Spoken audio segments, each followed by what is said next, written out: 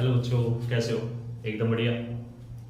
आज की क्लास में हमारा जो टॉपिक है वो है electric dipole. I hope last class तक के जो वीडियोस हैं वो उन्होंने आपका जो कॉन्सेप्ट है वो कंप्लीट कर दिया होगा, क्लियर कर दिया होगा, कोई डाउट आपका नहीं रहा होगा। तो आज की क्लास में हमने जो आगे बढ़ना है वो हमारा इलेक्ट्रिक डाइपोल है। इस डाइपोल से रिलेटेड क्या हमारे पास क्वेश्चन बनते हैं, इलेक्ट्रिक डाइपोल से रिलेटेड जो क्वेश्चन है वो हम डिस्कस करने वाले हैं। ठीक है, और सबसे पहले हमारा जो काम होगा वो इलेक्ट्रिक डाइपोल के लिए इलेक्ट्रिक फील्ड हम कैलकुलेट करने वाले हैं।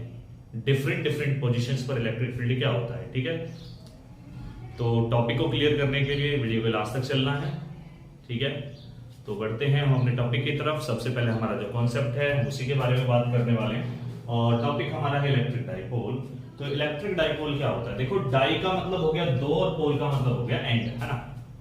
तो एक ऐसी अरेंजमेंट जिसके पास दो पोल होने वाले हैं, दो एंड होने वाले हैं, उसे हम नाम देने वाले हैं किस चीज का?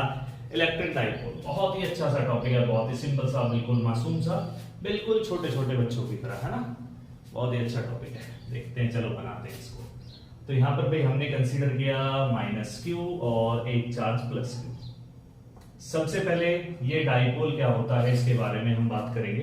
तो बेसिकली इलेक्ट्रिक डाइपोल जो होता है, हमारे पास एक सिस्टम होता है जिस सिस्टम के अंदर हम दो चार्जेस को लेते हैं और उन दोनों चार्जेस का जो मैग्नीट्यूड होता है वो सेम होता है, लेकिन दोनों जो चार्जेस होते हैं वो अनलाइक होते हैं। ठीक है, तो उस सिस्टम को हम नाम देते हैं किसका? इलेक्ट्रिक डाइपोल का। और यहां से आपको एक बात और याद रखनी है कि इन दोनों चार्जेस के बीच का जो डिस्टेंस होने वाला है ना वो बहुत ही कम होता है। ठीक है, तो सबसे पहले इलेक्ट्रिक डाइपोल की डेफिनेशन हम क्लियर करते हैं, उसके बाद अपना टॉपिक स्टार्ट करेंगे। ठीक है, a system of two equal and opposite charges, equal and opposite charges separated by, equal and opposite charges separated by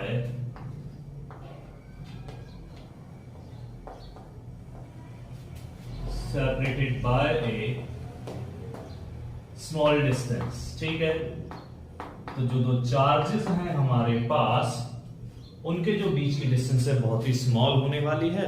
उस अरेंजमेंट को, उस सिस्टम को हम नाम देने वाले हैं इस चीज का? इलेक्ट्रिक डाइपोल का। इस इलेक्ट्रिक डाइपोल का बहुत इंपॉर्टेंट कॉन्सेप्ट है, बहुत इंपॉर्टेंट रोल है इलेक्ट्रिक फील्ड के अंदर। ठीक है, तो अच्छे से समझना है इसको।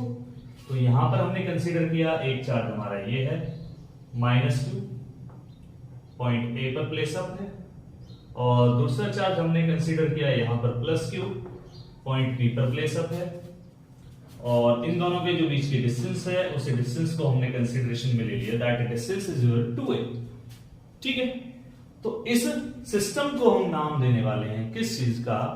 Electric dipole. देखो भाई, दो पोल हो गए, दो एंड हो गए ना, एक पॉजिटिव नेचर का, एक पॉजिटिव नेचर का और एक नेगेटिव नेचर का।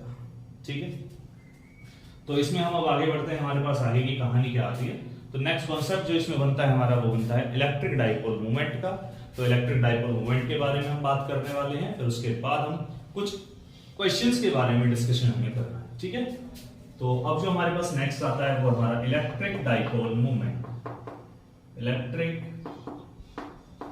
डाइपोल मोमेंट, बेसिकली ये इलेक्ट्रिक डाइपोल मोमेंट क्या होता है? ठीक है, ये आपके पास जो रिजल्ट होता है ये आपको इंडिकेट कराता है कि इसमें हमारे पास बेसिकली होता क्या है। ये कहता है the product of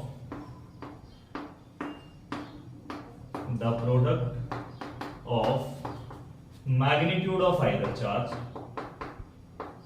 magnitude of either charge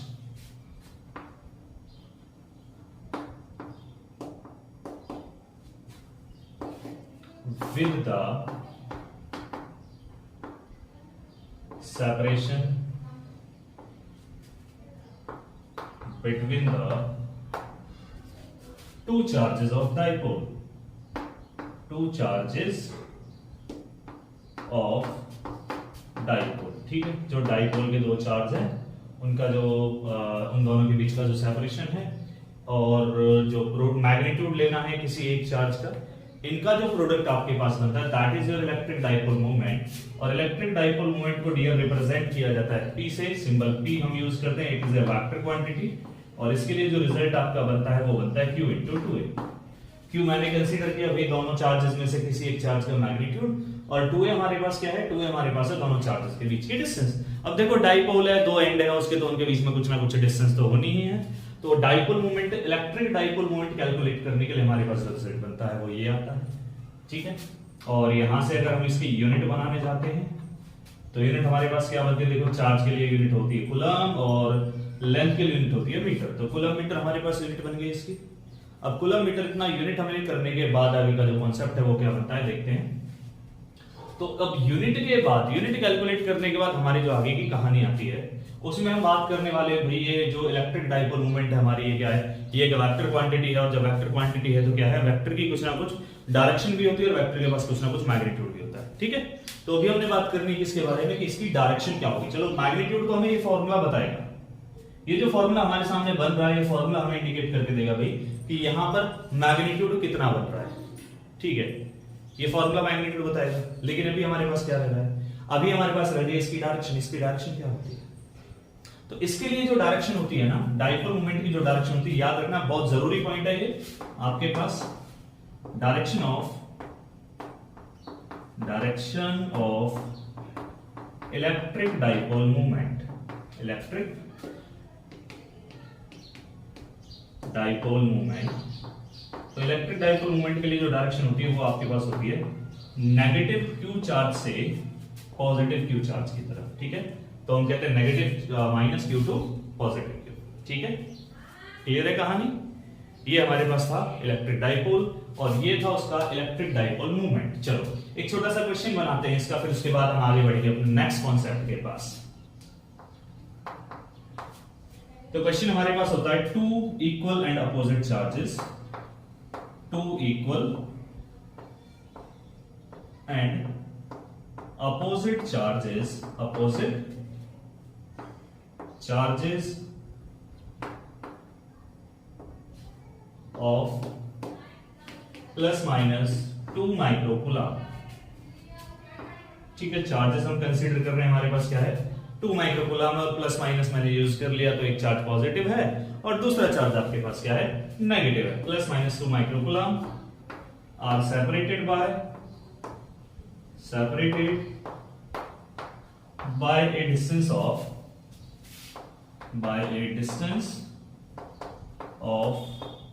20 centimetre. Question कहता है find out the electric dipole moment,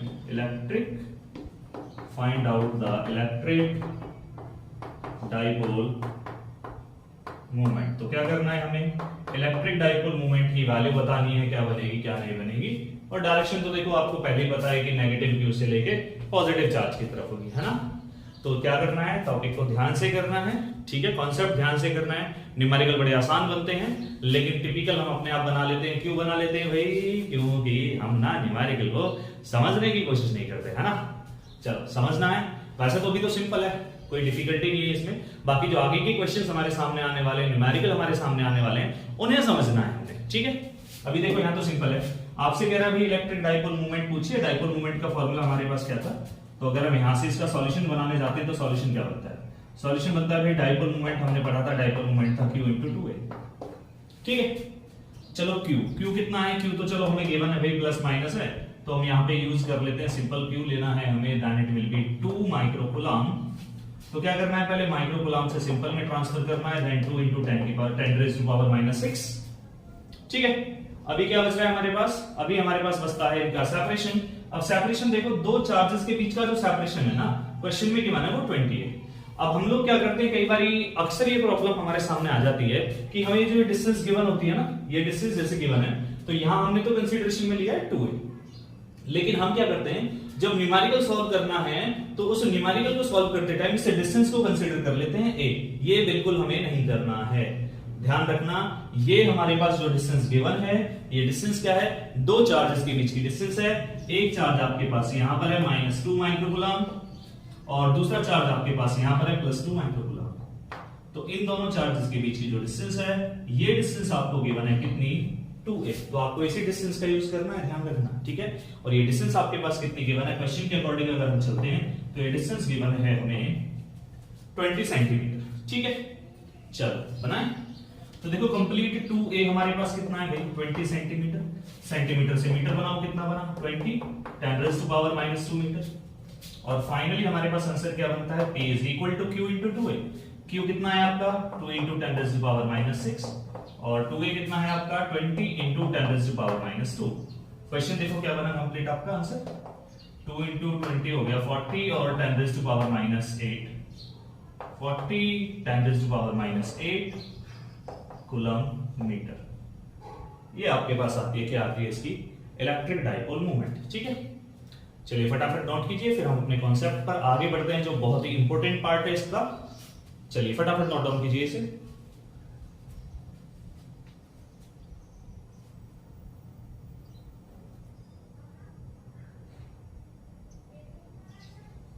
हो गया, चलिए जल्दी कीजिए।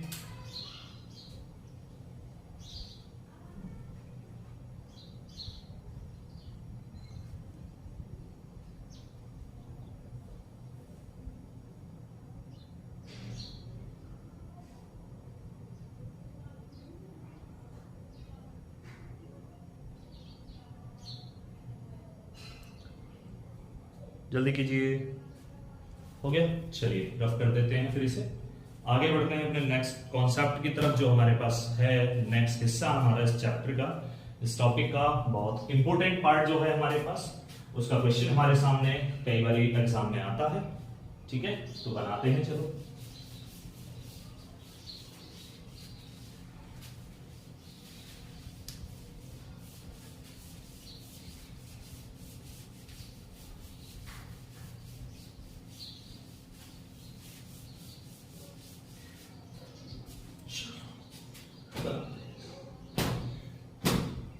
अरे बोर्ड तो सारा गंदा सा हो गया, चलिए करते हैं दोबारा।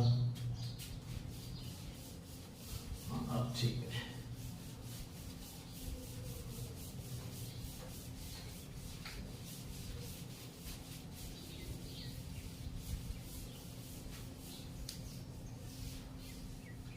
चलिए करें शुरू। अभी हमारा जो टॉपिक है वो है हमारा इलेक्ट्रिक फील्ड इंटेंसिटी कैलकुलेट करना है हमें डाइपोल के एक्सिस पर। दो लोकेशन हमारे पास होंगी, एक होगा एक्सियल लाइन और एक होगा इक्वेटोरियल लाइन, ठीक है। तो फिलहाल हम बात करने वाले हैं at a point on the axis of dipole, ठीक है। तो टॉपिक है हमारा electric field at a point on the axis of electric dipole,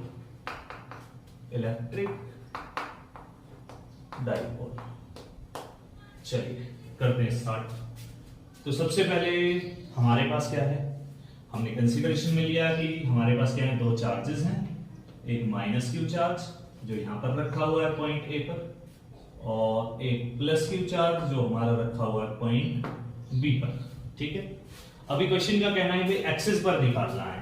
axis का मीनिंग क्लियर रखना है कि दोनों चार्जेस को टच करती हुई आपके पास एक लाइन होगी। तो यहां दोनों चार्जेस को एक ही लाइन में अगर मैं लेके आता हूं तो एक्सिस हमारे पास बनती है ये। तो यहां हमने कंसीडर किया कोई पॉइंट पी, ठीक, जहां हमें इलेक्ट्रिक फील्ड फाइंड आउट करना है। और ये पॉइंट जो है इसे कंसीडर करते हैं ओ, और ओ हमारे पास क्या है, सेंटर ऑफ डाइपोल। तो P हमने क्या कंसीडर किया, P हमारे पास क्या बना, position on the axis of dipole, ठीक है। अब देखो जहां हमें फील्ड निकालना होता है वहां क्या करना होता है, एक काम करना होता है छोटा सा, कि एक यूनिट पॉजिटिव अमाउंट का चार्ज प्लेस अप करना होता है, ठीक है। तो P हमारे पास क्या होगा, position on the axis of dipole where a unit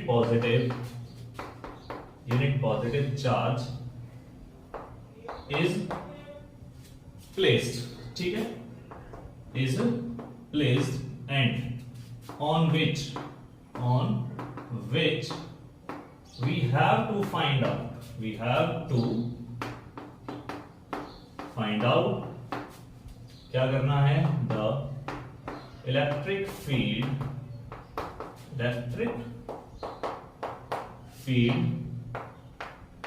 due to dipole, ठीक है। और इस डिस्टेंस को हम कंसीडर करते हैं यहां पर डाइपोल के सेंटर से जहां हमने फील्ड कैलकुलेट करना है उस डिस्टेंस को हम कंसीडरेशन में लेते हैं कि भाई that distance is your r, ठीक है। तो हमने यहां पर लिख दिया इसको कि जो OP है, OP की वैल्यू हमारे पास है r, ठीक, कंप्लीट है इतना। अब क्योंकि AB हमारा क्या है, डाइपोल है, और डाइपोल के लिए हमने कंसीडर किया था डिस्टेंस को 2a। अब क्योंकि हमारे पास जो पॉइंट O है वो है सेंटर ऑफ डाइपोल, क्या है, सेंटर ऑफ डाइपोल, और डाइपोल का जब सेंटर है तो सेंटर होने की वजह से क्या बना, O से A के बीच की जो डिस्टेंस है वो भी आपके पास स्मॉल a है, और O से B की जो डिस्टेंस है वो भी आपके पास कितनी है, स्मॉल a है, ठीक है। अब क्या करना है आपको, इसका कैलकुलेशन करना है कि इस पूरे सिस्टम की वजह से इस पॉइंट P पर कितना इफेक्ट क्रिएट होने वाला है, ठीक है। चलो तो कंसीडर करते हैं भाई, यहां पर हमारे पास कोई यूनिट पॉजिटिव चार्ज रखा हुआ है जिसकी वजह जिस पर हमें पूरे डाइपोल के पूरा जो डाइपोल का सिस्टम बन रहा है, इस सिस्टम की वजह से हमें अपना नेट इलेक्ट्रिक फील्ड कैलकुलेट करके जाना है, ठीक है। तो करें शुरू, चलिए। अब देखो यहां पर हम पहले कुछ पॉइंट्स लेते हैं, कुछ पॉइंट्स का अजम्पशन हम लेते हैं। तो हमने एक नाम दिया कुछ पॉइंट्स को E1। अब देखो भाई सीधी बात है कि नेगेटिव चार्ज भी अपना इफेक्ट इस पे डालने वाला है, पॉजिटिव चार्ज भी अपना इफेक्ट इस पे डालने वाला है, तो उनकी वजह से जो इलेक्ट्रिक फील्ड यानी इलेक्ट्रिक इफेक्ट क्रिएट होते हैं, पहले उनके बारे में भी अगर हम बात कर लें तो बेटर होता है हमारे पास। तो E1 हम कंसीडर करते हैं, E1 हमारे पास क्या है, E1 को हम लिखते हैं electric field eight point P, ठीक है, ड्यू टू चार्ज। तो पहले हम कंसीडर करने वाले यहां पर ड्यू टू चार्ज -Q, और सेम प्रोसीजर अगर हम E2 के बारे में बात करते हैं तो E2 हमारे पास आता है electric field at P due to charge, और आपके पास अब की बारी जो चार्ज आने वाला है वो चार्ज है हमारा +Q, ठीक है। तो करें शुरुआत। देखो भाई सबसे पहले E1 और E2 की चलो वैल्यू कैलकुलेट करते हैं, डायरेक्शन के बारे में हम बाद में बात करेंगे, ठीक है।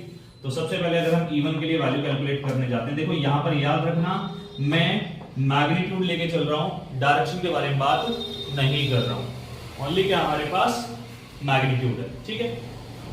और जब मैग्नीट्यूड है तो ओनली मैग्नीट्यूड के बारे में बात करनी, डायरेक्शन के बारे में बात नहीं करनी।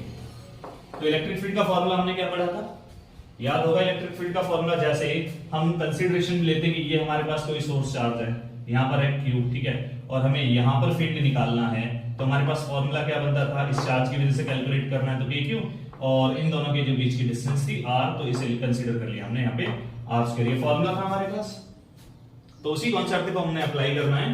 तो इलेक्ट्रिक फील्ड, ठीक है, K, अभी याद रखना है मैंने क्या बोला आपसे, मैग्नीट्यूड ले रहा हूं मैं। अब नेगेटिव चार्ज हो पॉजिटिव चार्ज हो मैटर नहीं करेगा, मैग्नीट्यूड की बात हो रही है यहां पर ओनली, किसकी बात हो रही है, मैग्नीट्यूड की, ठीक है। तो K, अभी चार्ज मेरा कौन सा है, मैंने कंसीडर करना है भाई Q, नेगेटिव Q की वजह से लिया है तो Q डिवाइड बाय, अब इन दोनों चार्जेस के बीच की डिस्टेंस को मुझे देखना है। देखो मेरे पास पॉइंट क्या है, कहां है, A पर, और फील्ड कहां निकालना है, P पर, तो मैं लिखता हूं यहां पे AP का स्क्वायर। और अगर आप यहां से डायग्राम को देखते हो तो जो AP है, देखो AP ये हमारा कुछ हिस्सों में डिवाइड हो रहा है, ये है हमारा OA प्लस OP, और देखो जो OA है वो तो हमारा A के बराबर है, और OP की वैल्यू R के बराबर है, तो आपके पास क्या बनता है, ये बनता है AP is equal to R plus A, ठीक है। OP की वैल्यू R हो गई, OA की वैल्यू A आ गई, तो हमने लिख दिया इसे R प्लस A, ठीक है। तो यहां से रिजल्ट क्या मिला आपको रिजल्ट मिलता है कि electric field E1 is equal to KQ divide by R plus A का होल स्क्वायर, ठीक है। अभी हमने कैलकुलेट किया भाई E1 की कहानी। अब सेम प्रोसीजर में हमें बनाना है, क्या बनाना है, E2। तो E2 के लिए क्या बनेगा, E2 के लिए देखो जरा, E2 इज इक्वल टू के, चार्ज है Q। अभी देखो पॉजिटिव चार्ज की वजह से निकाल रहे हैं, तो पॉजिटिव चार्ज यहां पर रखा हुआ है पॉइंट बी पर। कैलकुलेट रिजल्ट कहां पर करना है, P पर। तो हमारे पास क्या बना, PB स्क्वायर, PB स्क्वायर, ठीक है। तो अब यहां से अब हमारा सेम प्रोसीजर है, PB कैलकुलेट करना है। जरा आप डायग्राम को देखो, देखो P यहां पर है, B यहां पर है, तो मुझे बस ये इन दोनों पॉइंट्स के बीच की डिस्टेंस चाहिए। मेरे पास ये डिस्टेंस अवेलेबल है, तो इस डिस्टेंस में से अगर हम ये हटा देते हैं तो हमें ये रिजल्ट मिल जाता है, ठीक है, मिलता है ना। देखो अगर हम छोटा सा काम देखने जाए, रफली अगर हम बात करते हैं, हमारे पास जो PB कह रहा हूं, OP जो है वो OP हमारा बना हुआ है किससे, PB प्लस OB से, PB प्लस OB। अब हमें कैलकुलेट करना ओनली PB, तो PB के लिए क्या करना पड़ेगा, PB को हम लिख सकते हैं, क्या लिख सकते हैं, OP minus OB, this will be equal to your PB। तो अरेंज कर दो यहां पर, OP माइनस OB, OP की वैल्यू क्या है आपके पास, R, OB की वैल्यू है A, देन रिजल्ट क्या बनता है, PB is equal to R minus A। This implies electric field कितना बनता है आपके पास, इलेक्ट्रिक फील्ड बनता है वही K Q divide by R minus A का होल स्क्वायर। इक्वेशन नंबर 2 ये है, इक्वेशन नंबर 1 यहां पर, ठीक है, कंप्लीट हुआ इतना। इसके बाद देखो हमारे पास क्या आया, E1 और E2 आ चुके हैं। E1 E2 का मतलब क्या है, पॉइंट P पर जो इलेक्ट्रिक फील्ड लग रहे थे, किसकी वजह से, नेगेटिव Q और पॉजिटिव Q की वजह से, यही बन रहे हैं हमारे E1 E2। अब हमें क्या करना है, हमें चेक करनी है इनकी डायरेक्शन। अब देखो ये नेगेटिव चार्ज है, ये पॉजिटिव चार्ज है, तो ये अट्रैक्शन होकर इधर गया, अट्रैक्शन हो गया। अब अट्रैक्शन हुआ है तो ये कौन सा वाला हिस्सा था आपका, ये आपने E1 कंसीडर किया था, तो ये डायरेक्शन होती है हमारे पास E1 की, ठीक है, वेक्टर E1 हो गया। अभी दूसरी तरफ आओ, ये पॉजिटिव चार्ज, ये भी पॉजिटिव चार्ज, पॉजिटिव पॉजिटिव में रिपल्शन होगा, और रिपल्शन होगा तो क्या होगा, ये जो रिजल्ट होगा ये चार्ज इधर जाएगा। अब ये चार्ज जब दूसरी साइड जा रहा है तो ये कौन सा फील्ड है आपका, पॉजिटिव Q की वजह से, पॉजिटिव Q की वजह से जो फील्ड आपने माना E2 था वो, तो ये आपके पास बना यहां पर इलेक्ट्रिक फील्ड E2, ठीक है, कंप्लीट हुआ। अब क्वेश्चन हमारा ये आता है कि भाई हमने देखा कि E1 और E2 दोनों एक दूसरे के अपोजिट डायरेक्शन चल रहे हैं, है ना, क्या हो रहा है, E1 इधर जा रहा है, E2 इधर जा रहा है। अरे दो फोर्सेस हैं, सिंपल एग्जांपल में लेके चल रहा हूं, जैसे किसी ऑब्जेक्ट को मैं इधर से पकड़ के खींच रहा हूं, इधर से पकड़ के खींच रहा हूं, ठीक है। अब हमें क्या करना है, हमें चेक आउट करना है कि ये ऑब्जेक्ट जो थी, जब इधर से खींचा गया तो इधर जाने की कोशिश कर रही थी, इधर से खींचा जा रहा था तो इधर जाने की कोशिश कर रही थी। अब हमारा जो काम है वो ये है कि हमने देखा E1 और E2 दोनों की डायरेक्शन एक दूसरे के अपोजिट है, दोनों की डायरेक्शन एक दूसरे के अपोजिट है। और 11th क्लास में हमारा जो एक कॉन्सेप्ट था छोटा सा, जिसमें हमने बात की थी, जिसे हम जानते हैं कि हमारे पास अगर दो वेक्टर एक दूसरे के अपोजिट डायरेक्शन में होते हैं तो क्या करना होता है, उनका रिजल्टेंट कैलकुलेट करने के लिए दोनों का सबट्रैक्शन करना पड़ता है, और हमेशा ज्यादा वाले में से कम वाले को सबट्रैक्ट करना है। ध्यान रखना है, ज्यादा वाले में से कम वाले को सबट्रैक्ट करना है। अब आप अगर चेकआउट करोगे इक्वेशन 1 और 2 दोनों में से कौन सा बड़ा है, कौन से का रिजल्ट ज्यादा है, देखो फ्रॉम इक्वेशन 1 एंड 2, 1 और 2 का अगर हम रिजल्ट यूज करते हैं तो हमारे पास जो रिजल्ट है E2 is greater than E1 है। क्यों है E2 ग्रेटर देन E1? अभी देखो E2 ग्रेटर देन E1 इसलिए हमारा जो E1 है ना, E1 के लिए जो रिजल्ट हमारे पास चल रहा है, E1 का जो रिजल्ट है directly proportional to R plus A का होल स्क्वायर। और अगर E2 के लिए अगर हम बात करते हैं तो E2 के लिए रिजल्ट हमारा चल रहा है R माइनस A का होल स्क्वायर, ठीक है। ये दो पार्ट्स हमारे पास अवेलेबल है। अब हमें पता चल रहा है कि इलेक्ट्रिक फील्ड जो है वो डिस्टेंस के इनवर्सली प्रोपोर्शनल है। हमने इसका ग्राफ भी बनाया था, ठीक है, ग्राफ वाला भी एक वीडियो अपलोडेड ऑलरेडी है, आपने आई होप कि आपने वो जो लेक्चर है वो अच्छे से सीन किया होगा, चेकआउट किया होगा, वहां हमने ग्राफ बनाए थे, तब भी मैंने इसके बारे में डिस्कस किया था कि अगर इलेक्ट्रिक फील्ड डिस्टेंस, अब यहां से मिल रहा है कि इलेक्ट्रिक फील्ड इनवर्सली प्रोपोर्शनल है किसके, डिस्टेंस के, तो अगर हमारा डिस्टेंस बढ़ेगा तो इलेक्ट्रिक फील्ड घटेगा, और अगर डिस्टेंस घटेगा तो इलेक्ट्रिक फील्ड बढ़ेगा। तो ये रिजल्ट हमें क्या दिखा रहा है, ये रिजल्ट हमें दिखाता है कि E2 इज ग्रेटर देन हमारा किससे, E1 से। अरे जब E2 हमारा ग्रेटर आया E1 से, तो अब क्या करना है, नेट इलेक्ट्रिक फील्ड कैलकुलेट करना है। इलेक्ट्रिक फील्ड क्या बनता है हमारा, net electric field will be equal to, क्या करना है, ज्यादा वाले में से कम वाला घटाना है, याद रखना है, ज्यादा वाले में से कम वाला, ठीक है। तो E2 माइनस E1। अभी यहां पे मैं आपको बता रहा हूं ओनली इसका मैग्नीट्यूड क्या होगा, डायरेक्शन इसके लास्ट में बताऊंगा, जब ये टॉपिक मेरा फाइनल होगा उसके बाद मैं आपको इसकी डायरेक्शन के बारे में आंसर देने वाला हूं, ठीक है, लास्ट तक चलना है। तो electric field E equal to E2 की वैल्यू रखो। E2 हमने कैलकुलेट किया था KQ divide by R minus A का होल स्क्वायर, माइनस E1 हमने कैलकुलेट किया था KQ divide by R plus A का होल स्क्वायर, ठीक है। अभी देखो यहां से KQ कॉमन आता है, अंदर क्या बचा 1 बाय R माइनस A का होल स्क्वायर और माइनस का sign 1 by R plus A का होल स्क्वायर, ठीक है। ये बना हमारे पास कंप्लीट हुआ है का हिस्सा, यहां तक हो गया। अभी देखो नीचे हमारे पास दिख रहा है यहाँ पर R माइनस A है, यहाँ पर R प्लस A है। एलसीएम लेना है और सॉल्व करना है। तो एलसीएम लेते हैं, क्या बना E is equal to KQ divide by R square minus A square, हमारा एलसीएम बना।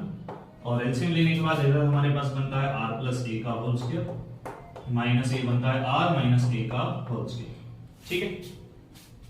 अब आगे आप इसे प्रोसीड करते हो तो electric field E is equal to KQ divide by R square minus A square, ठीक है। ओपन करो जी इसे ओपन करते हैं तो क्या बनता है R square plus A square plus 2AR minus R square minus A square plus 2AR, ठीक है। ये बनेगा, क्लियर है कैसे बनेगा?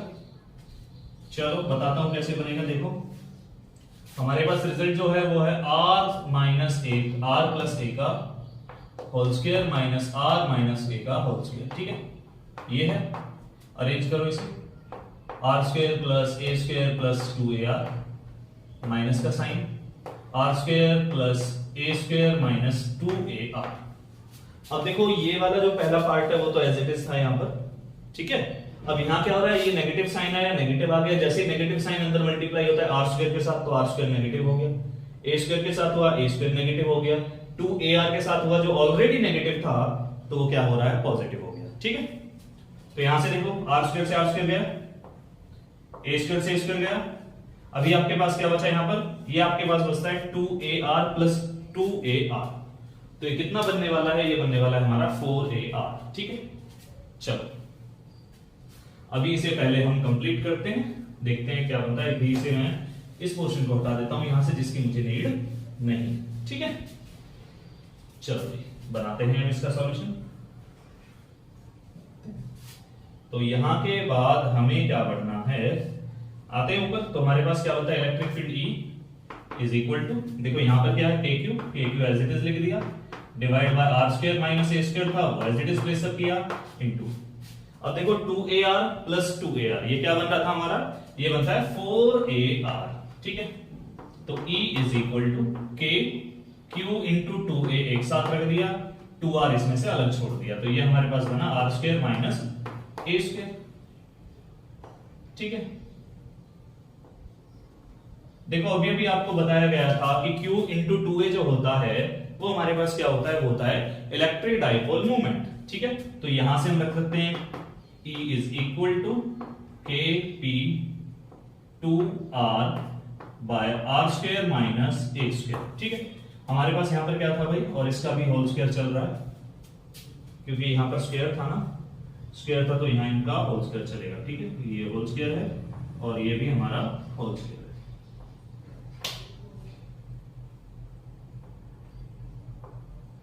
ठीक है।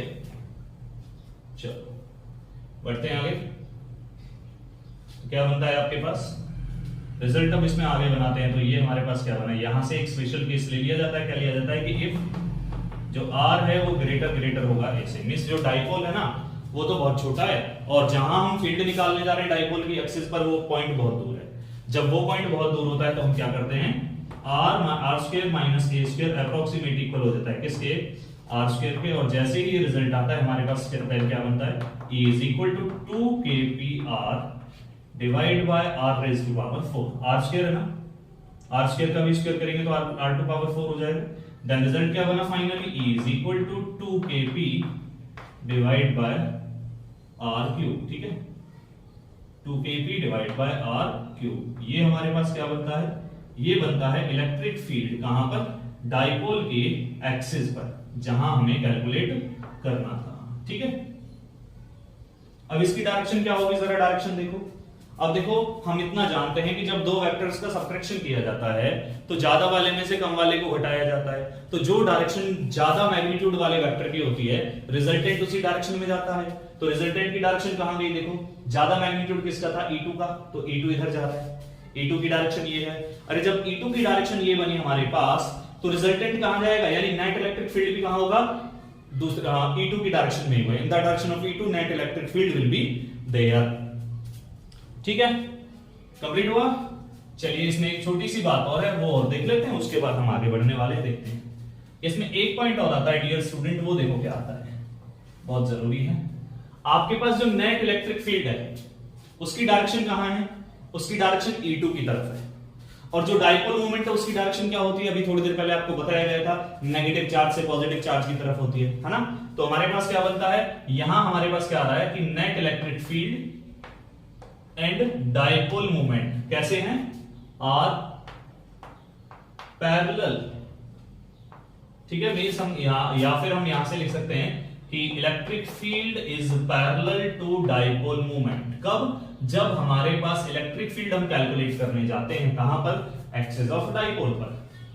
क्लियर है, कंप्लीट है। चलिए फटाफट नोट डाउन कीजिए, फिर आगे बढ़ते हैं।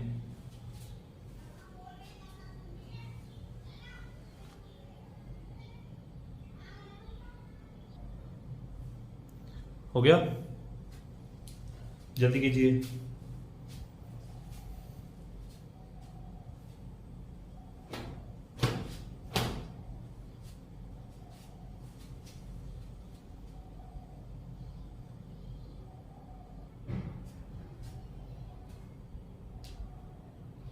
हो गया, चलिए आगे बढ़ते हैं। अब इसका जो सेकंड पार्ट है उसके बारे में बात करते हैं, फिर उसके बाद न्यूमेरिकल के बारे में बात करेंगे।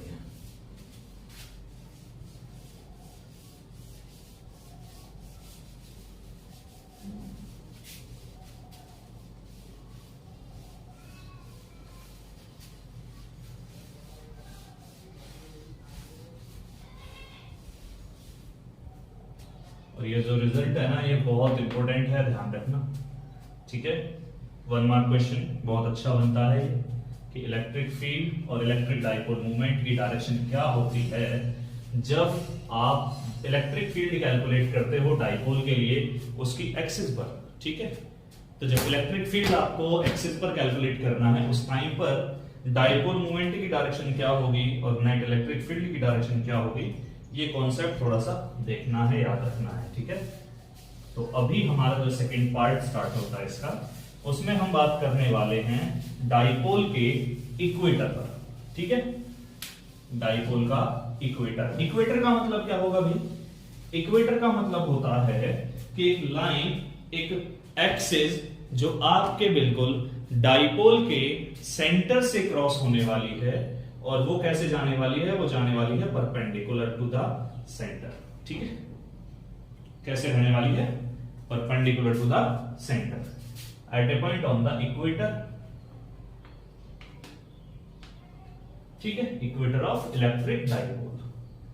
अब हमारा जो टॉपिक है वो ये है इक्वेटर ऑफ इलेक्ट्रिक डाइपोल, इसके बारे में हमने बात करनी है। ठीक है,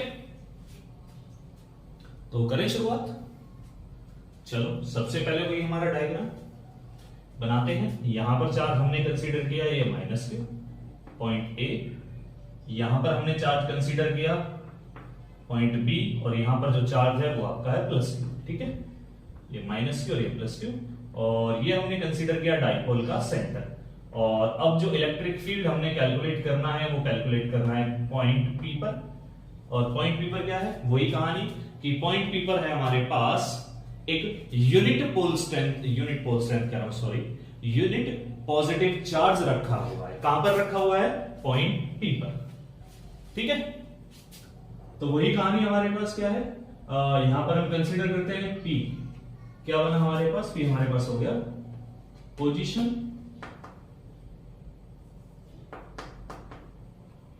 on the equator of dipole. ठीक है, on the equator of dipole where we have to find out the electric field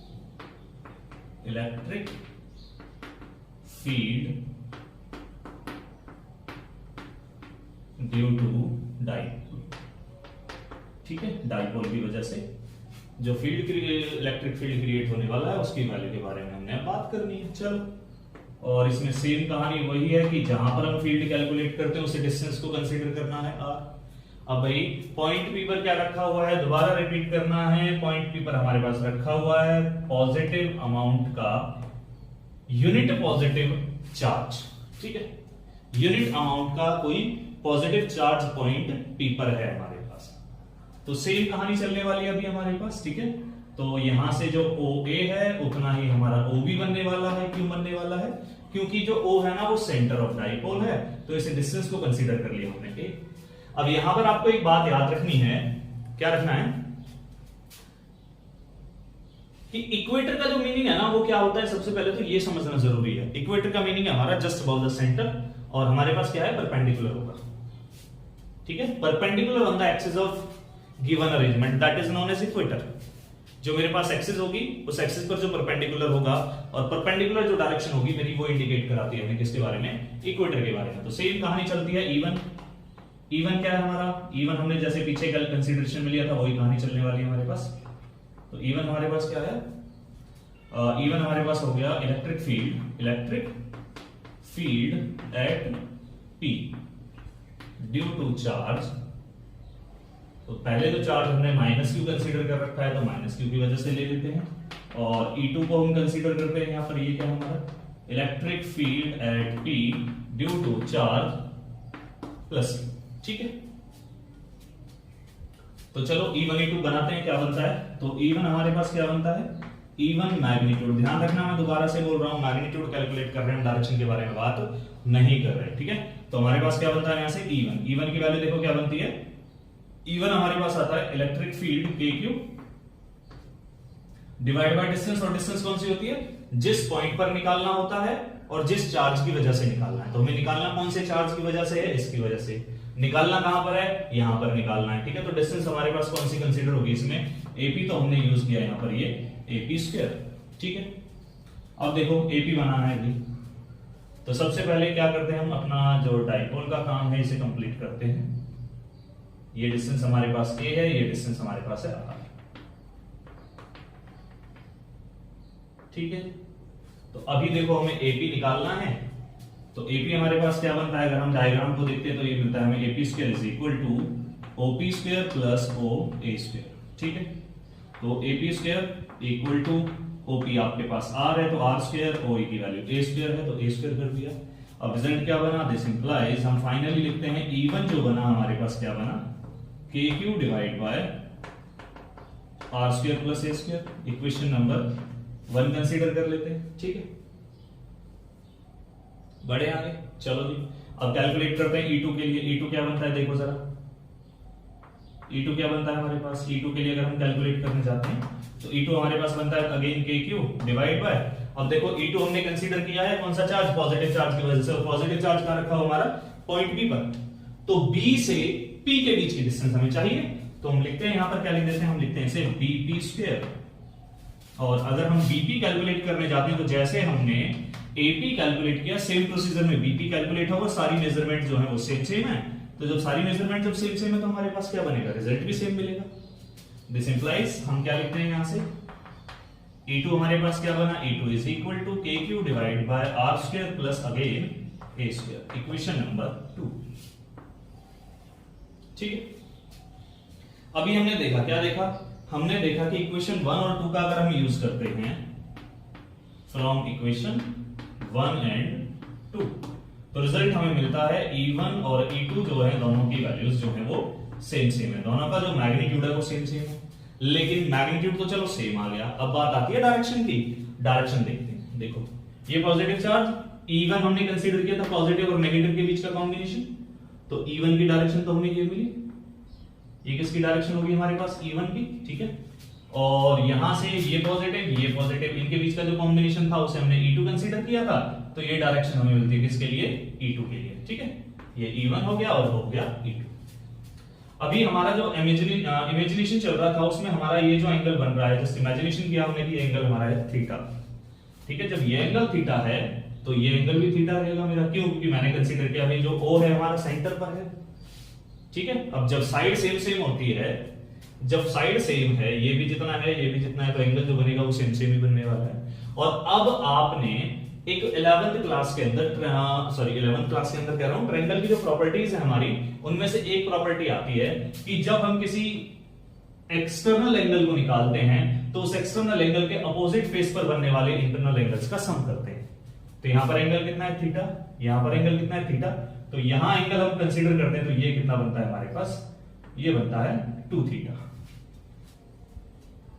ठीक है, क्या बनता है 2 थीटा।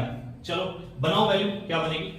तो अभी देखो हमें नेट इलेक्ट्रिक फील्ड निकालना है भाई, तो नेट इलेक्ट्रिक फील्ड अगर हम निकालने जाते हैं तो ये हमारे पास बनता है E is equal to root over, formula पड़ा हुआ है E1 square plus E2 square plus 2E1 E2 into में cos 2 थीटा। एंगल जितना है वो एंगल यूज हो जाएगा।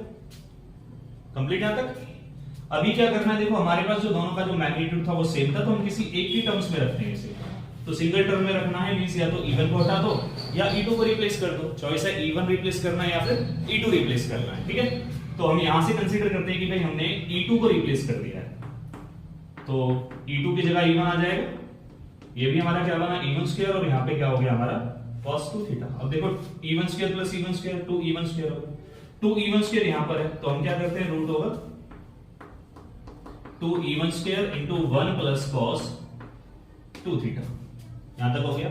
अब देखो थोड़ा सा मैथ्स हमारा आता है, और मैथ्स में हमें पता, हमारे पास मैथ्स में फॉर्मूला होता है कि 1 प्लस cos 2 थीटा जो होता है ना, that is your 2 cos square theta. ठीक है, cos स्क्वायर थीटा। अब क्या करना है आपने, अब एक काम करना है छोटा सा कि वैल्यू उठा के प्लेस अप कर दो। वैल्यू उठा के यहां प्लेस अप करनी है, तो E इज इक्वल टू कितना बना, root over twice of E1 square into 1 plus cos 2 theta, मतलब ये बना हमारा 2 cos स्क्वायर थीटा। तो 2 इंटू 2 क्या हो गया, E is equal to root over 4 E1 square cos square theta. ठीक है, कंप्लीट यहां तक। अभी देखो रूट के अंदर 4 है, तो रूट से बाहर निकलता है, क्या बनता है 2। रूट के अंदर E1 स्क्वायर है, रूट से बाहर आता है तो क्या बनता है E1। रूट के अंदर cos स्क्वायर थीटा है, तो रूट से बाहर आता है तो बनता है cos थीटा। ठीक है, अब वैल्यू प्लेस अप करो, तो E is equal to 2 E1 देखो हमने क्या निकाला है, KQ divide by R square plus A square. Value place up करो, तो KQ R square plus A square. ठीक है, इनटू में क्या हमारे पास cos थीटा था, तो cos थीटा की वैल्यू रखनी है। अब अगर आप cos थीटा को रिप्लेस, अब देखो थीटा हमें नहीं पता, तो हमें क्या करना पड़ेगा, cos थीटा को रिप्लेस करना पड़ेगा। और cos थीटा को रिप्लेस करने के लिए क्या करना है, ट्रायंगल बनाओ, इन ट्रायंगल AOP। अगर आप cos थीटा बनाना चाहते हो तो देखो cos थीटा क्या बना हमारा, cos थीटा क्या होता है, cos होता है हमारा बेस बाय हाइपोटेनस, तो बेस इसमें क्या है हमारा OA, तो हमने यूज किया OA। और हमारे पास हाइपोटेनस क्या है, हाइपोटेनस जो हमारा वो है AP लिखा, तो वैल्यू अगर हम प्लेस अप करते हैं तो रूट ओवर हमारे पास बनता है ये रिजल्ट। ये किसकी वैल्यू आती है, ये आती है हमारी cos थीटा की। अब क्या करना है, इस cos थीटा की वैल्यू को यहां से यूज करना है और यहां पे प्लेस अप करना है। ठीक है, करते हैं प्लेस अप, क्या बनता है, तो electric field E is equal to 2 KQ divide by R square plus A square into A root over R square plus A square. अभी देखो ये और ये बेस सेम है, तो इनका अगर हम पावर सॉल्यूशन करते हैं तो क्या बनता है, E is equal to K Q into 2A, एक साथ कर दिया, डिवाइड बाय इसे हम लिखते हैं R square plus A square, और इसकी फाइनली जो बनती है पावर बनती है 3/2। अब देखो Q इंटू 2A क्या होता है हमारे पास P, तो P से रिप्लेस करते हैं, देन रिजल्ट आता है KP divide by R square plus A square, और रिजल्ट आता है 3/2। ठीक है, अब हमारे पास क्या होता है, अगर हमारा जो डाइपोल है वो छोटा रहे और जहां फील्ड निकालना है वो बहुत ज्यादा रहे, तो क्या करना है, तो आपके पास बनता है R square plus A square जो होता है अप्रोक्सीमेट इक्वल हो जाता है किसके, आर स्क्वायर के। देन इलेक्ट्रिक फील्ड क्या मिलता है, electric field is equal to KP divide by R square और कंप्लीट की पावर हमारे पास है 3/2। ठीक है, सॉल्व करोगे कितना बना, ये हमारा बना KP divide by R cube. तो फाइनली आपके पास जो रिजल्ट आता है ना इलेक्ट्रिक फील्ड आपके पास आता है KP divide by R cube. ये बनता है आपका फाइनल फॉर्मूला किसका, इलेक्ट्रिक फील्ड का। ठीक है, तो इक्वेटर पर कुछ था, एक्सिस पर कुछ आया है ना। तो अभी एक काम और करना है छोटा सा। अब देखो हमने 11th क्लास में पढ़ा हुआ है, हम जानते हैं ये बात, आप भी जानते हो कि हमारे पास अगर दो वेक्टर होते हैं और दोनों वेक्टर्स का मैग्नीट्यूड सेम होता है तो उनका जो रिजल्टेंट होता है उन दोनों वेक्टर्स के बीच में बनने वाले एंगल को बाइसेक्ट करता हुआ जाता है। तो यहां पर एंगल बन रहा है अगर 2 थीटा, तो इनका रिजल्टेंट क्या करेगा, रिजल्टेंट आपका ये बाइसेक्ट करता हुआ जाएगा एंगल थीटा से। ये आपके पास डायरेक्शन मिलती है किसकी, इलेक्ट्रिक फील्ड की। अभी यहां पर देखो इलेक्ट्रिक फील्ड किधर आ रहा है, इधर आ रहा है, डाइपोल मोमेंट किधर जा रहा है, इधर जा रहा है, तो एंगल कितना बना 180 डिग्री। तो हमारे पास यहां पर क्या बनता है, electric field is anti parallel to किसके, डाइपोल मोमेंट के। ध्यान रखिए ये बात, electric field is anti parallel to dipole moment. ठीक है, कंप्लीट हुआ। चलिए फटाफट नोट कीजिए फिर आगे बढ़ते हैं।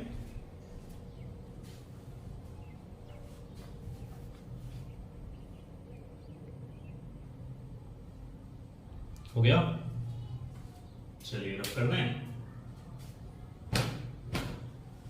चलिए रफ करते हैं फिर बढ़ते हैं आगे, क्वेश्चन बनाते हैं इसके, क्योंकि जब तक क्वेश्चन नहीं बनेगा तब तक मजा नहीं आएगा, है ना। क्योंकि टॉपिक तो तभी क्लियर होगा ना जब क्वेश्चन बनेगा। चलो क्वेश्चन बनाते हैं। ठीक है, अभी आपको एक बात छोटी सी याद रखनी है, क्या रखनी है कि हमारे पास क्या था, देखो इलेक्ट्रिक फील्ड हमने अभी भी निकाला, ये आया हमारे पास किसके लिए आया था, ये आया था डाइपोल के इक्वेटर पर, और अभी हम इससे पहले हमने कैलकुलेट किया था डाइपोल के एक्सिस पर। ठीक है, तो इन दोनों रिजल्ट्स का थोड़ा सा एक कॉम्बिनेशन हम बनाते हैं, देखते हैं क्या बनता है अभी। ठीक है, बनाते हैं, चलो।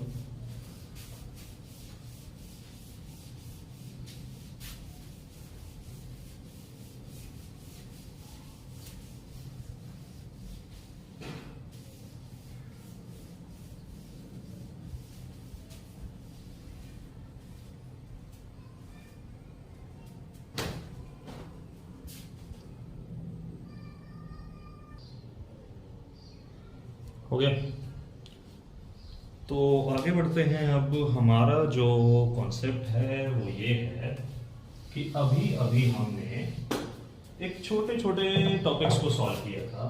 अगर हम बात करें भाई एक्सीएल के लिए, एक्सीएल के लिए इलेक्ट्रिक फील्ड कैलकुलेट किया था, उसके लिए वैल्यू थी 2kp divide by R cube. ठीक है, और अगर हम बात करें इक्वेटर के लिए, तो इक्वेटर के लिए हमने कैलकुलेट किया था k cube divide by R cube.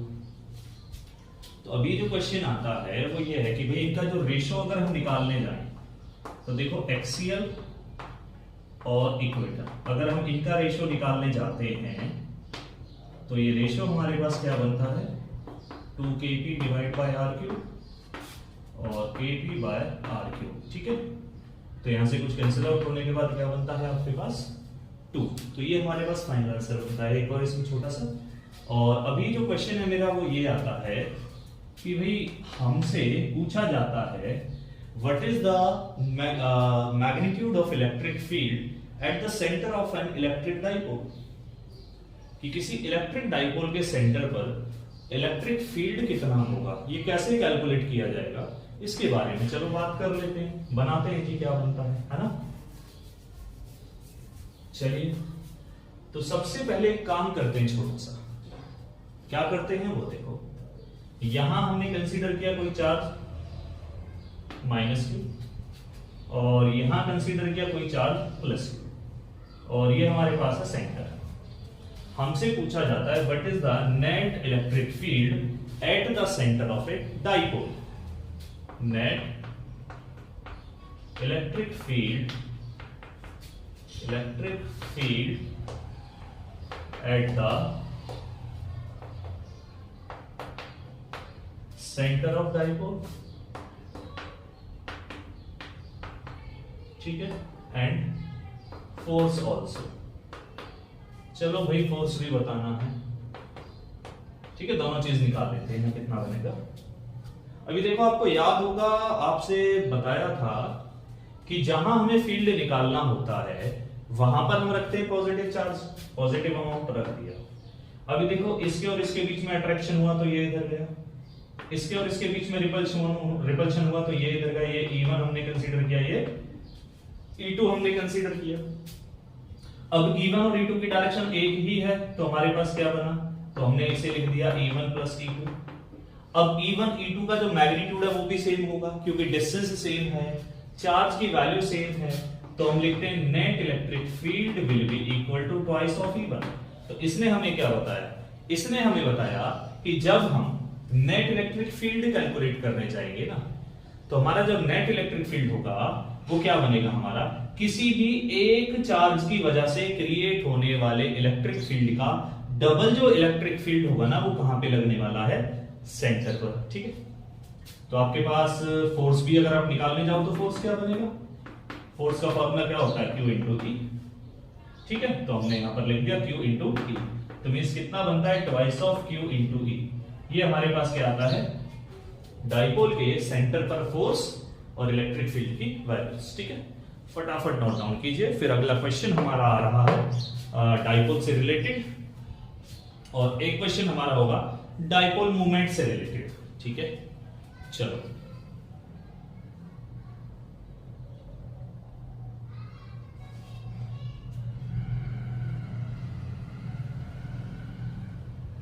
हो गया, अब कर दें।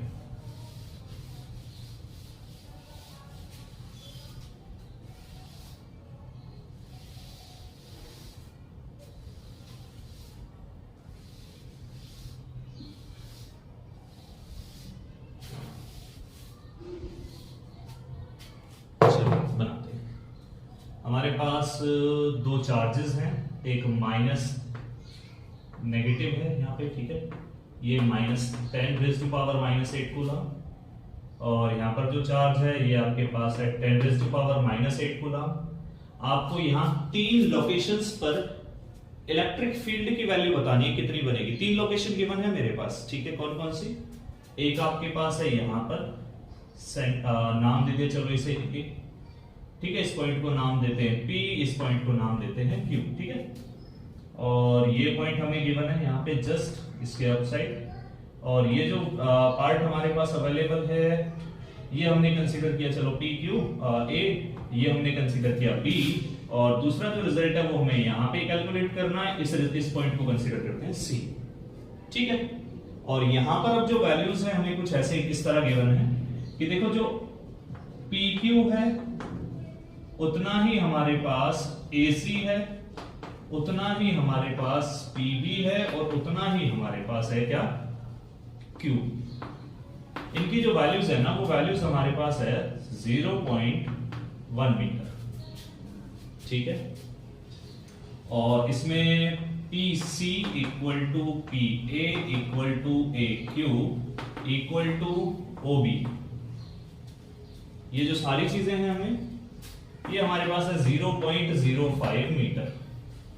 और हमसे कहा जाता है भाई तीन डिफरेंट लोकेशंस पर हमें नेट फील्ड बताना है, कितना बनेगा कितना नहीं बनेगा। ठीक है, तो चलो पहले कैलकुलेट करते हैं एट पॉइंट A, एट कौन से पॉइंट पर, A पर। चलो A पॉइंट पर निकालते हैं, तो A पॉइंट पर क्या बनता है हमारे पास, देखो A पॉइंट पर हमारा जो रिजल्ट बन रहा है वो क्या बनने वाला है, A पॉइंट यहां है ये ना, तो क्या था, जिस पॉइंट पे फील्ड निकालते थे उस पर क्या करना होता है, पॉजिटिव चार्ज, पॉजिटिव अमाउंट का यूनिट अमाउंट का पॉजिटिव चार्ज रखना है, तो यहाँ पॉजिटिव और पॉजिटिव रिपल्शन करके इधर भगाएगा, और नेगेटिव भी रिपल्शन करके इधर अट्रैक्शन करके इधर खींचेगा। ठीक है, तो आपके पास इलेक्ट्रिक फील्ड क्या आता है, E पॉइंट पर EA आपका बनता है E1 प्लस E2। क्यों बनता है, क्योंकि दोनों की डायरेक्शन सेम। ठीक है, चलो E1 बनाओ जी। E1 की वैल्यू क्या बनती है, E1 देखो, E1 इज इक्वल टू क्या बनता है आपका, E1 अगर हम निकालने जाते हैं क्या होता है फॉर्मूला इलेक्ट्रिक फील्ड के लिए, KQ divide by R square. R हमारे पास क्या है, ये डिस्टेंस, तो इसको हमने नाम दे दिया AQ स्क्वायर। अब E2 भी इतना ही रहेगा। ठीक है, क्योंकि वैल्यू जो है वो सेम सेम है, जितना ए क्यू है उतना ही ए पी बनने वाला है। ठीक है, तो रिजल्ट अगर हम प्लेसअप करने जाते हैं तो क्या बनता है, k q divide by a q, a से क्यू, ए क्यू कितना है 0.05, तो 0.05 का होल स्क्वायर। चलो वैल्यू रखो, E1 is equal to 2, sorry not 2 नहीं आएगा, के की वैल्यू कितनी थी हमारे पास 9 इंटू 10 टू पावर 9, और क्यू कितना है आपका 10 रेज़ टू पावर -8, इसे लिख सकते हैं 5 इंटू 10 की पावर -2, और इसका स्क्वायर करोगे तो कितना बना, 5 का स्क्वायर हो गया 25, और यहाँ 10 की पावर -2 था तो ये बना 10 की पावर -4। पावर ऊपर पहुंच गया, तो पावर ऊपर पहुंचने के बाद कितना बना 9, और ये 9 और ये 4 नीचे नेगेटिव का, ऊपर जाके पॉजिटिव हो जाएगा, तो 9 और 4 बना 13, तो ये बना 9/25 into 10 raise to power 13 into 10 raise to power -8। तो कितना बना, E1 is equal to 9/25 into 10 raise to power कितना बना 5। ठीक है, ये बना E1 न्यूटन पर कूलम। लेकिन हमें क्या कैलकुलेट करना है EA, तो जरा EA बनाओ, क्या बनेगा भाई, EA की वैल्यू क्या होगी, ट्वाइस ऑफ E1। ठीक है, तो 2 into 9 divide by 25 10 raise to power 5 newton पर कूलम। फाइनली आप इसे लिख सकते हो EA is equal to 18/25 10 raise to power -5 newton पर कूलम। ठीक है, बन गया। अभी क्या निकाला हमने, EA के लिए सॉल्व किया। ठीक है, अब कहां चलना है, चलो जी आते हैं C पर। एट पॉइंट, कौन सा पॉइंट है मेरा, C पॉइंट। देखो कहां है C पॉइंट, तो आपको एक्सिस पर मिल रहा है ना, और एक्सिस के लिए फील्ड आपने कैलकुलेट किया था। अगर डिस्टेंस कंपेरेबल होती है तो हमारा फॉर्मूला बनता है E is equal to 2kpr divide by r square minus a square का होल स्क्वायर। ठीक है, कंपेरेबल है तो, और अगर कंपेरेबल नहीं थी तो रिजल्ट हमारा था 2kp/r3। अब भाई देखना है कंपेरेबल है या नहीं है। अब देखो r कितना है, r तो आपका बनेगा a और c के बीच की डिस्टेंस, और a कितना बनेगा, a बनेगा आपका a और b के बीच की डिस्टेंस। तो a से c कितना है 0.1, a से p कितना है 0.05, रख दो वैल्यू। आपके पास कितना है, r आपको जो गिवन है, यहाँ पर r की वैल्यू हमें गिवन है 0.1 मीटर, और a गिवन है कितना 0.05 मीटर। वैल्यू प्लेस अप करो, तो E इज इक्वल टू, ये कहां पर है, C पर है, तो E इज इक्वल टू कितना बना 2, k की वैल्यू कितना हो गया 9 into 10 raise to power 9, p क्या होगा, डाइपोल मोमेंट। डाइपोल मोमेंट याद है ना, क्या था, product of magnitude of either charge, मतलब 10 raise to power -8 into with the distance between them. अब इन दोनों के बीच की, इस चार्ज और इस चार्ज के बीच की डिस्टेंस, मतलब ये पॉइंट P है, ये पॉइंट Q है, तो PQ ये कितना है 0.1, तो 0.1।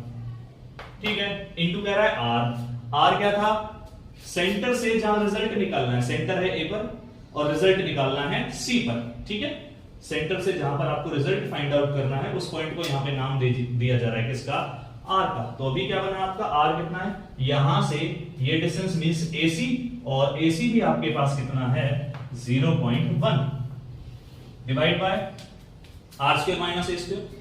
r की वैल्यू क्या आपके पास 0.1 का स्क्वायर, और a की वैल्यू क्या 0.05 का होल स्क्वायर। ठीक है, और देन फाइनल का स्क्वायर करना है। सॉल्यूशन कर लेना, इसका हो जाएगा, कर लोगे या नहीं, कराना पड़ेगा। चलो देख लो कितना बना, EC इज इक्वल टू 3 और 9 तो 18 हो गया। ये तो यहाँ 10 की पावर कितना बना, ये और ये 2 आ गए, 10 10 की पावर -1 डिवाइड बाय, यहां से सॉल्व करता हूं, ये कितना बनता है हमारा, ये बनता है हमारा 0.01 माइनस 0.0025, और फिर है इस कंप्लीट का स्क्वायर। तो EC कितना बनेगा, EC बना आपका 1.8 डिवाइड बाय, यहां से सॉल्यूशन किया तो कितना बना 0.0075। ठीक है, और देन इसका स्क्वायर। सॉल्यूशन करते ही कितना बनता है 1.8 डिवाइड बाय, इसे हम लिख सकते हैं 1 2 3 4 7.5 10 टू पावर -3 का होल स्क्वायर। ठीक है, अब तो सॉल्व हो जाएगा, अब तो ज्यादा कैलकुलेशन कोई कॉम्प्लिकेटेड है ही नहीं। ट्राई करना।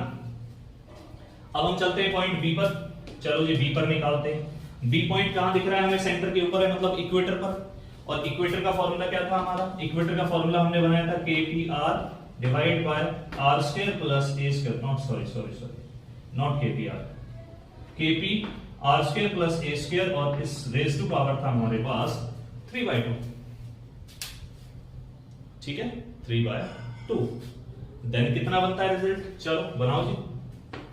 तो K 9 into 10 to power 9, P Q into 2A, Q की वैल्यू 10 raised to power -8, और 2A कितना है? 0.1 डिवाइड बाय, अरेंज करो कितना बनता है? R square plus A square raise to power 3/2। ठीक है, R स्क्वायर कितना है आपका? 0.1 स्क्वायर हो गया। A स्क्वायर कितना है?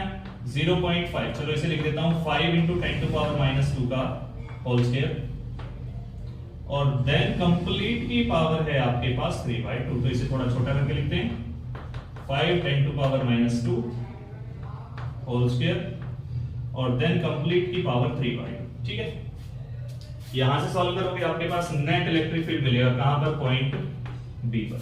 ठीक है, ओके। कैलकुलेशन हो जाएगा, बनाना पड़ेगा? बनाएं या ट्राई करोगे? चलो ट्राई करना आपने आप। ठीक है, कंप्लीट है। चलो फटाफट नोट डाउन कीजिए, जल्दी से नोट डाउन करो।